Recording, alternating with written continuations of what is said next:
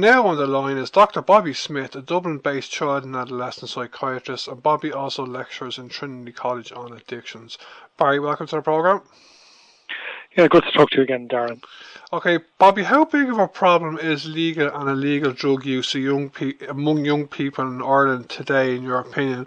And how does the situation compare to more recent decades? I certainly think the current problem is very significant. It remains a big challenge, and my guess is that it's just going to remain that way into the future. The profile of the problem maybe changes a little bit over time, but its magnitude doesn't perhaps change so much. When you look at trends over the last couple of decades, I suppose, first of all, looking at the good news, it's very much focused on heroin. And that there was an enormous problem with heroin. Okay, it was mainly confined to deprived urban settings in Dublin, but it was very, very evident in the 1990s, mid-1990s, I guess it reached its peak. That problem has really been falling away very significantly over the last 20 years. Heroin use has cropped up as a bit of an issue outside of Dublin now, but really nationally it isn't at anything like the level of problem that existed back in the 1990s. There was also a decline in use of drugs like cannabis, actually, from the 1990s up until about 7 or 8 years ago. But unfortunately, the situation on cannabis has really gone downhill in the last 6 or 8 years. And that's definitely a problem that's increasingly evident. Cannabis accounts for probably about 80% of referrals to our adolescent addiction services now. And on alcohol, I guess the alcohol consumption as a nation, I suppose, peaked about 15 years ago. With the recession, it actually fell pretty substantially by about 20%. But unfortunately, in the last 4 or 5 years, since 2013, really, the trend in consumption has been slowly upwards. I guess the good news, if there is any with regard to alcohol, is that there does seem to be a growing proportion of young people who are just choosing not to drink. Unfortunately, those, though, who do choose to drink are really fulfilling the old Irish stereotype of drinking to get drunk. And what about ecstasy and cocaine? Are they still fairly widely used? Ecstasy, I suppose, peaked as a drug, both in terms of its use and in terms of its, place in I suppose, society's concerns in the 1990s. It's never gone away. Use has certainly, I think, if anything, has maybe nudged up in the last few years. Cocaine as well, I guess, has been around as a drug of concern since around 2000. The rates of use have bobbled up and down a little bit. I think if there is, again, a trend in the last couple of years, it does seem to me that its use is increasing. And we're seeing that in a number of different sites within the addiction service, where oftentimes as a secondary or third drug, cocaine is cropping up as part of a spectrum of problems. And I guess the other drugs that are certainly worth mentioning are the prescribed drugs like benzodiazepines, and a significant amount of those, that's drugs like Valium or sleeping tablets, and a good chunk of those do seem to leak into the black market and are used by people for intoxication purposes. Again, the rates of use aren't massively different perhaps than 10 or 15 years ago, but where a young person develops a problem with heavy use of benzodiazepines, they're a particularly messy drug in that people's memory tends to really deteriorate while on them. People get dreadful blackouts that can last a day or two at a time, and they can get themselves in dreadful trouble during the midst of those blackouts. I think it's really remarkable what you said, that cannabis use constitutes 80% of the referrals to addiction services nowadays. 20 years ago, it wasn't anything like that, was it? Or was it? No, it wasn't. I suppose, Darren, the big change with regard to cannabis has been the type of cannabis that's used. I think you've touched on the fact that, you use cannabis as a younger person yourself, but my guess is that was probably hash. Yeah, it was. And it was hash, which is the resin form of cannabis. That's certainly what predominated in Dublin and nationally, indeed, in the 1980s, 1990s, and into the early noughties. But really, in the last 10 years, it's been completely replaced by cannabis weed, or herbal cannabis. Grass, I think. Yeah, and it's just a completely different creature, Darren, compared to hash. It seems to be much more addictive. It seems to be much more inclined to induce mental health problems. We've seen a substantial increase, probably the number of young people admitted to our psychiatric hospitals with a cannabis-related psychiatric diagnosis has at least doubled in the last 10 years in the context of this growing use. So the numbers of young people using cannabis maybe hasn't increased dramatically in the last 10 years. It's nudged up maybe a little bit, having been dropping for the previous 10 or 15 years. But the problems are increasing because the weed form of cannabis is just associated with way more problems than the old hash that we had in the 1990s. As I said, I smoked it for about 4 years. I didn't smoke it very regularly. I smoked it fairly regularly, and I think I only smoked grass about twice. It was always hash. You know what I mean? But one difference I believe between today and when I was a teenager in the 1990s is that I believe it is recognised by a lot of people in the health community nowadays that cannabis, or weed maybe it is a very addictive drug. Because when I smoked it, I don't believe there was an awareness or understanding that the drug is addictive. Is that true? Yeah, that's pretty true, to be honest with you, Darren. I would have met a tiny number of people prior to 2000 who, did report a pattern of addictive behaviour related to the use of hash. But there were few and far between. And a lot of the referrals even I was seeing of adolescents into the early noughties, I suppose, were, you wouldn't really call them addiction to the hash. But what we're seeing in the last 10 years is that real classic addictive behaviour focused on weed, where people's first thought in the morning is, lighting up the joint. It's thinking about how they're going to get the money together to pay for another bag of weed for that day. It completely consumes them. And life, as with lots of addictions or classic addictions to alcohol or cocaine or heroin, other bits of life get progressively squeezed out. School falls to pieces, family relationships fall to pieces, other positive hobbies and interests like sport and so on tend to fall by the wayside as life becomes increasingly consumed by use of weed, being stoned, being unable to function while stoned, and then being constantly stressed out in between times, worrying how you're going to pay off the debts that you've accumulated, because it's expensive. And probably the issue of cost and indebtedness has been a major driver behind referrals to our service, because young people can spend €50 a day on weed, which was enough back in the day to maintain a heroin habit. And they're also, I suppose, the other thing that surprised me compared to my previous experience of hash is just the extent to which anger and rage is a problem for these young people, because we tend to associate cannabis as a chill-out drug, but for the families that these young people live in, they would see it as anything but a chill-out drug. They see angry, aggressive sons and daughters, mainly sons, in their homes once cannabis begins to consume their lives, and to the point that we've had to train up some of our staff in a treatment modality, I suppose, for families called non-violent resistance, to try and give them the skills to deal with violent, aggressive, angry teenage sons. And it's actually, I was reading last night when researching for this interview that it's actually cannabis addiction is a recognised illness, isn't it? It's called cannabis use disorder. Is that just in America, or is it recognised in Ireland as well? It's certainly recognised in Ireland as well, and Europe, and I guess around the world.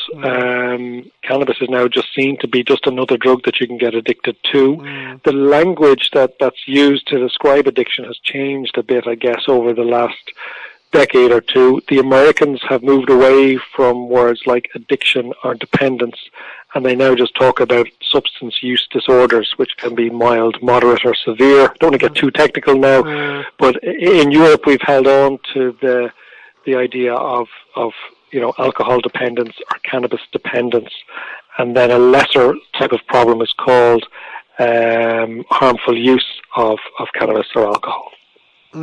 You wrote an article in the Irish Examiner a couple of years ago about cannabis that I read, and it was very informative. One of the things you said in the article is that cannabis has, for many of the people who smoke it, a cult-like status.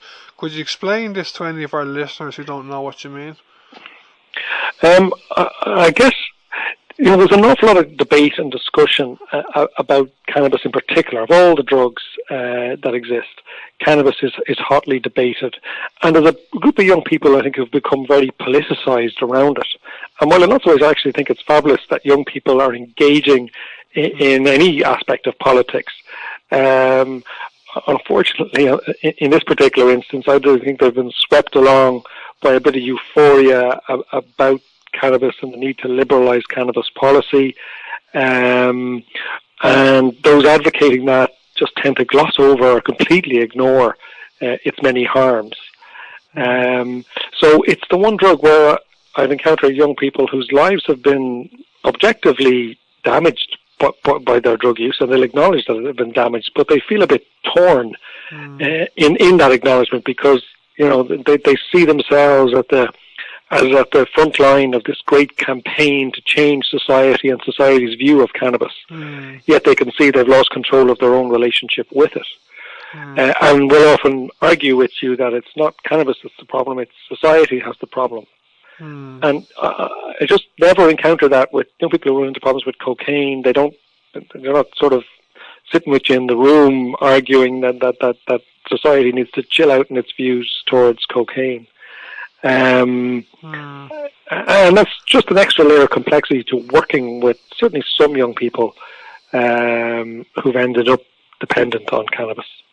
What I found was, like, when I smoked it nearly 20 years ago, hash it was, like, it's a very, well, when you initially start smoking for the first year or whatever, it's a very sedative drug, you know what I mean? And I used to also have that kind of attitude when I smoked it about legalizing it or whatever for a while. I didn't go on about it all the time around, but it gives you a certain kind of, it slows down your outlook on life, if that makes sense. It kind of makes you more sedative in general, and even when you're not smoking. Oh, but this was cash. Now I know you're saying grass is totally different. Like it's highly addictive. But to quote you from the article, you said that smoking cannabis is not just something that some young people do, that it's how many of them define themselves. And that's something, my experience of 20 years ago, I don't understand what you mean by saying that. Like, I didn't solely define myself as being someone who smoked hash, but it did make up part of my identity, you know what I mean? And I know a lot of people who smoked hash 20 years ago weren't like that. People who smoked it occasionally, but a lot of them were, you know. In the article that you wrote in the Examiner, you also wrote about the side of buying cannabis on tick or on credit, and how many people can get into a lot of trouble with drug dealers by doing so. Can you just explain that a bit?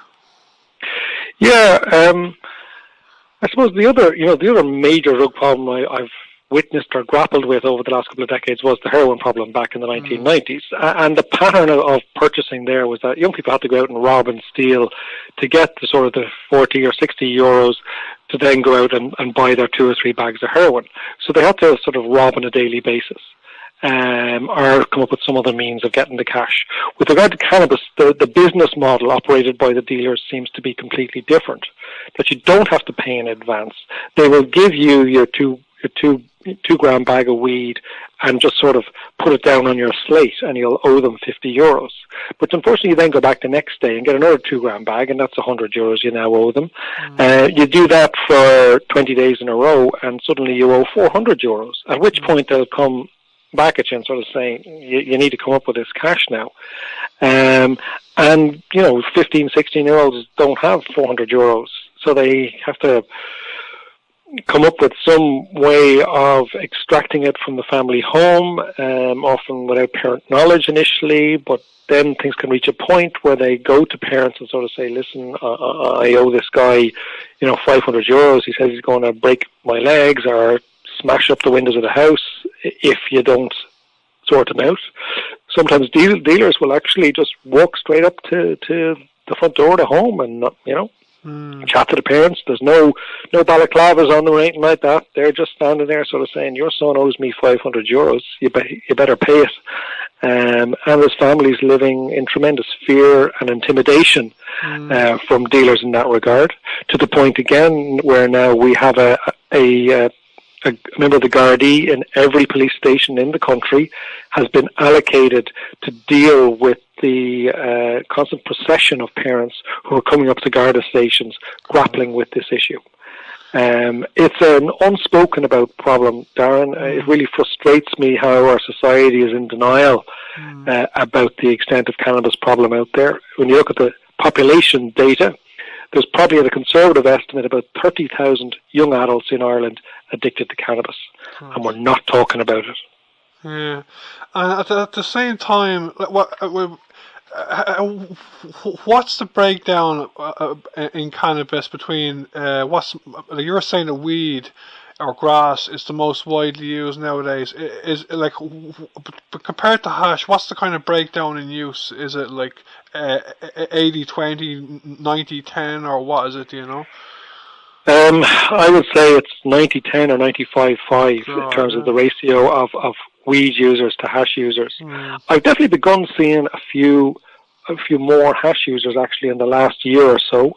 I think there's a subsection of young people who recognise that weed messes with their head really badly, and are actually seeking out hash, like as a harm reduction type measure for themselves, where they want to continue, smoking some THC based product, but they know that their really strong weed just messes them up badly, so they're using hash instead. But it's the vast majority. Now, of course, Darren, I only meet the young people who run into problems, so and weed is much more likely to cause problems. So maybe across the population, the proportion of hash users might be a little bit higher. It's just those that are using hash run into less problems. Yeah. And I know that cannabis use can cause like schizophrenia and maybe other illnesses as well. Like, what are the likelihood? Well, what you're saying there about grass is there's a strong likelihood you're going to have mental health problems. Like, is there a kind of statistic or something that says if you smoke grass regularly, you're going to develop, for example, schizophrenia or any other illnesses? Like, do you know? I suppose the main type of illness that has been researched in terms of connection with cannabis use is schizophrenia or schizophrenia type illnesses.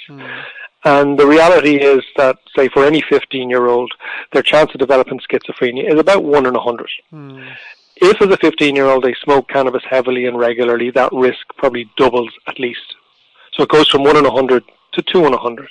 That's important to give measured messages to people, Darren. So that still means 98 out of 100 people who smoke a lot of weed during their teen years won't develop schizophrenia. But it does seem to double or perhaps treble the risk. And then we know from studies that have been done on the cannabis strength that the stronger the cannabis, there seems to be a dose-response effect, in other words, that the stronger the cannabis, the more likely the problems are going to be. So that previous estimate of a doubling of risk is based on studies that were done in the 1970s or 1980s when it was pretty mild, weak hash that was being smoked. My guess is when we do studies in 2050, when we see that group of teenagers who are smoking this really strong weed now, when we see them progress through life, my guess is we'll find that the rate is more than double. It might be treble or quadruple. But it still means most people will avoid schizophrenia as an illness, but that's not the only concern. There's also increasingly strong evidence that regular cannabis use, particularly during the adolescent years, has a damaging effect on some aspects of memory, and they don't fully recover, even when people stop using. Then maybe in earlier middle adulthood. So Robin Murray, who'd be probably one of the most highly regarded researchers on schizophrenia in the world, has really become convinced, I guess, in the last 5 to 8 years of this connection between cannabis and schizophrenia and cannabis and cognitive impairment or memory loss. And it's useful to have people of his stature who's not particularly, he's not coming at it from a cannabis perspective. He's more interested in the illnesses, but he's really persuaded by the evidence at this stage. So I think that debate is now resolved. And of course, like, if you smoke weed, I know it was the case with hash 20 years ago, and you're saying it's much more likely now. You mightn't get schizophrenia, but you could. There's more of a likelihood, instead of getting schizophrenia, that you get cannabis-induced psychosis. Like, you mightn't actually have schizophrenia, but you can go psychotic. Like, and there are other anxiety illnesses and other kind of illnesses like that it brings on as well, isn't it? Certainly, what people think, okay, people know or would see cannabis as a sort of a chill-out drug, but it tends to surprise them when you tell them that actually its effect on your heart rate is that it increases your heart rate. It's actually a stimulant at a cardiovascular level, and where that becomes particularly pronounced, people can feel palpitations in their chest and they can get like a panic attack. So in the short term, people can get very anxious with it. We know that people who smoke a lot of cannabis have higher rates of depression. But I suppose with regard to depression, it's not clear there that it's a direct causal relationship between the cannabis and the depression. One of the theories would be, say, that people who smoke a lot of cannabis, they don't tend to do as well in life. They don't tend to do as well educationally. They don't tend to do as well occupationally. They don't tend to do as well in terms of building and maintaining loving, intimate relationships. So their life becomes a bit emptier, and people with empty lives tend to be more likely to develop depression. So it's that cannabis causes the problems which then lead to depression rather than cannabis directly leading to the depression. Whereas in schizophrenia, the theory is no, if the cannabis causes direct brain changes that cause some people to be vulnerable to developing schizophrenia or psychotic illnesses. Yeah, and if you're smoking cannabis as a young person, like, your brain is still developing, and you're impacting on that brain development, aren't you? So it is dangerous. Like, and like, I know you're saying the chances of getting schizophrenia are still not very high, I suppose, but like, you are still messing with your brain. Like, it is dangerous. Well, you're taking a risk. It's sort of like, the Russian roulette analogy. There's one bullet in the gun. You spin the barrel, you pull the trigger. 5 times out of 6, nothing happens. 1 time out of 6, you end up with a devastating injury. For cannabis, maybe the odds are even less unpleasant than that. But still, you're only going to get one brain in life, and I guess to do anything that messes with it is something I guess young people should take more seriously. And unfortunately, though, there's this, as we touched on earlier, this amazing lobby that's trying to convince young people that cannabis is harmless, it's safe. In fact, it's better than safe. It's actually really a medicine, which is complete nonsense. But it's a really powerful, really effective lobby. That I think if what's happened in North and South America carries out globally, is going to create a new $1 trillion industry, which is going to enrich some of the wealthiest people on earth, or even more than they're already enriched. We've seen how well alcohol and tobacco companies have done over the last century. Cannabis companies or cocaine producing companies will become $1 trillion industries in the next century if we don't watch ourselves. So you aren't in favour of legalising cannabis or cocaine. Would you be in favour of them being decriminalised? It's a question of what you mean by decriminalised, Darren. What do you replace? So currently we have a criminal sanction. If you're caught using drugs and you are unlucky enough to meet the wrong Garda who takes a dislike to you, you can press charge, and then you meet the wrong judge who decides to actually convict you. You could end up with a criminal conviction. Most young people who are caught avoid that. But it's still possible that things can head that direction. And there's certainly a debate at the moment that that's really too severe a punishment, that we should look at removing it.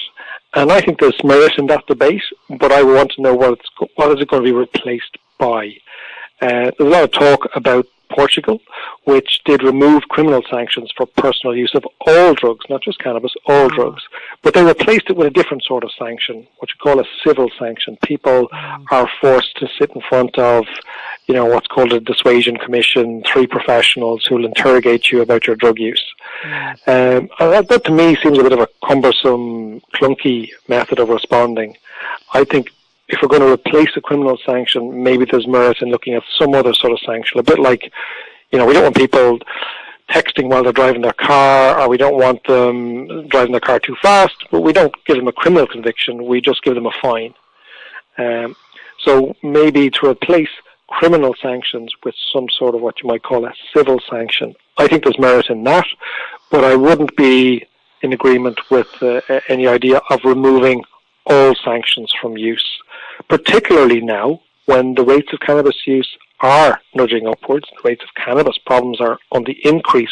Why on earth as a society would we adopt a more laissez-faire approach to this drug that's causing such harm?